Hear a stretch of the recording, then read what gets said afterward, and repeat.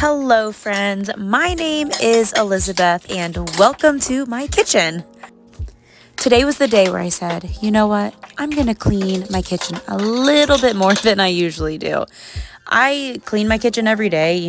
I do the dishes. I really like to start my day off with a clean sink. So at night, I make sure that my sink is free from dishes. I clean all of my countertops, stuff like that. I vacuum the floor. But today was the day where I was going to put a little more elbow grease into it and clean the front and inside of my cabinets, the walls, stuff like that. I have 3 daughters, and 2 of them were home today. One of them is always home with me, but the other was home from school. So in this video, you're probably going to hear their voices. The video is sped up, so they sound like little chipmunks in the background. My youngest is a toddler, and we have this little megaphone voice changer, and she loves it. And so there will be times in the video where you will hear her just saying things, and you'll just hear these little chirps and stuff. She is using the megaphone nonstop in this video.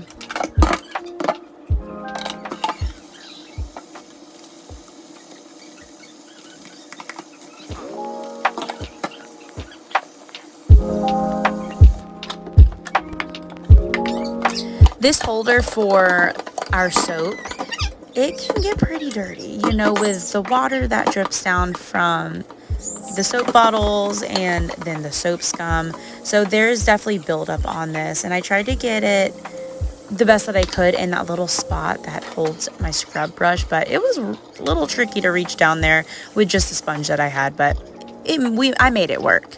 So to clean my sink, I like to use the Scrub Daddy Power Paste. I don't always clean my sink this way. Typically, I'll spray Dawn Power Wash in my sink and just scrub it with that brush. But the Power Paste does give it a really nice shine.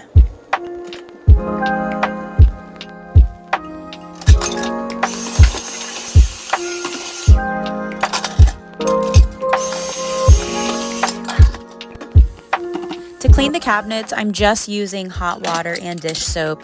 Nothing crazy, nothing fancy, but this works really well to get any kind of dirt, buildup, marks, whatever. It gets it off really well. I could have gone through with a magic eraser in some spots, but, I do have 2 little kids home with me, so I was kind of rushing. I was doing the best that I could with the time that I had.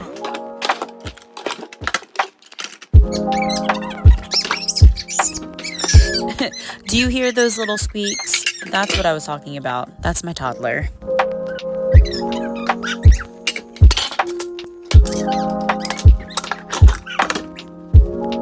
Now, my cabinets didn't look too dirty, but 1, I know they have to be because we touch them all the time. And 2, I could see some of the grease from my fingertips, on the cabinets at certain angles. So that had to get done. Where our toaster sits, all of the little crumbs just pour out all the time. So I do vacuum this, often. I think the opening up the cabinet was what got me motivated to do this. I saw all of the crumbs and I was like, all right, I gotta clean that, but might as well just kind of go for all of it.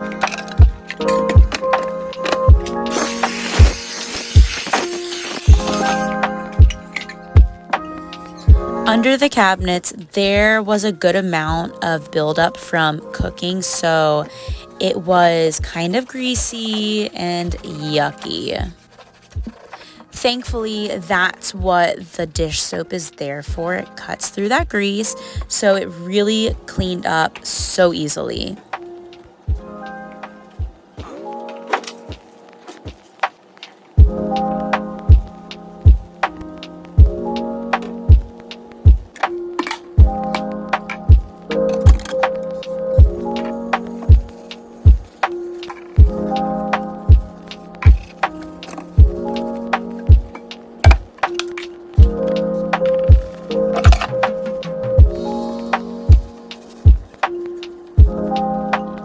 So fun fact about this toaster, this is the only toaster that we have ever owned. We've been married for 10 years, so this bad boy is about 10 years old. And yeah, it looks like it. It has seen better days.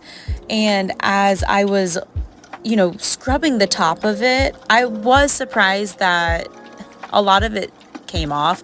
Some of it didn't. I'm sure that I could have made all of it come off. I just didn't really want to spend all of my day doing that. But it just was like, why do I not do this more often? I'm also sure there was a better way to shake all of the crumbs out. I probably could have gotten a tool and unscrewed the bottom and really opened up that whole bottom section to let all of the crumbs fall out, but I just gave it a good shaking and voila, most of it came out. Now, your toaster probably has this little tray that pulls out that catches all the crumbs.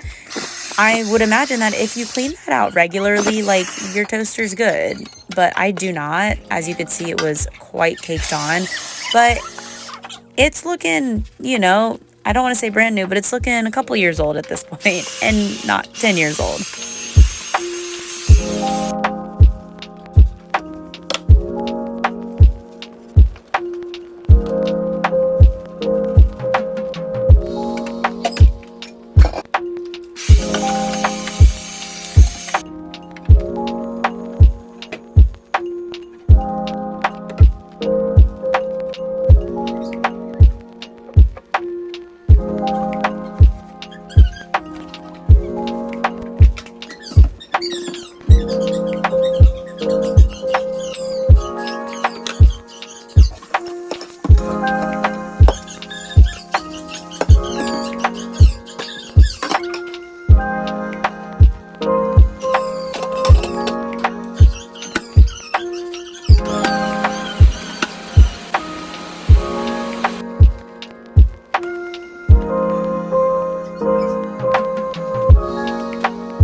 For the longest time, I didn't know that you could pull out the filters and like little, I don't want to say grease traps. That's not what it is. Is that what you would call it? A grease trap?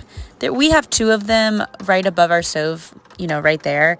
But in our old house, before we were in this house, I don't know, maybe we cleaned them occasionally, but I just didn't know that was something you could do. And embarrassingly enough, when we sold our house, I did not clean the grease traps, above the stove. And in the pictures, I can see how dirty it is. Like in the listing from the realtor, it's just yuck. And I apologize to the people who bought my house. I just didn't know.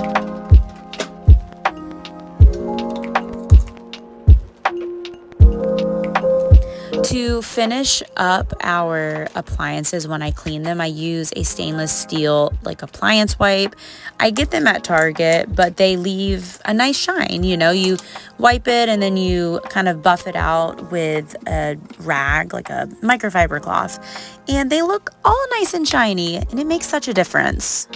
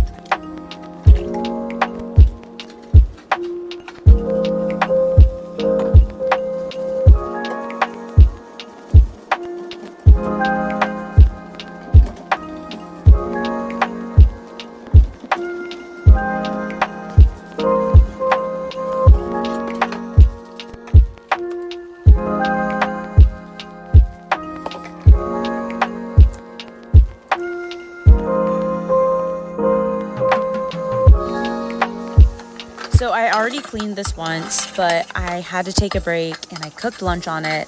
So here I am cleaning it again, but isn't that the cycle of just life? You clean up just to get things dirty again.